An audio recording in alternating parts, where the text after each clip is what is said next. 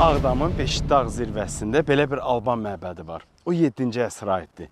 Onu həm Beşikdağ, həm də ki Vəngəsər kilsəsi kimi adlandırırlar. O, xaç günbəz formasındadır. Ağdamın məşhur Şahbulaq qalası ondan aşağıda yerləşir.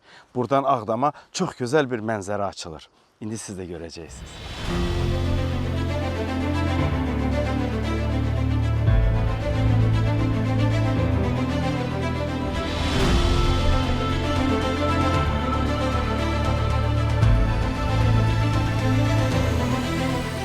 Beşikdağ, Dağlıq və Düzən Qarabağ arasında sanki təbii sərhəd rolunu oynayır. Ağdamın mərkəzində yerləşən Vəngəsər Alban kilsəsi Azərbaycanın qədim tarixi irsinin nadir nümunələrindən biridir.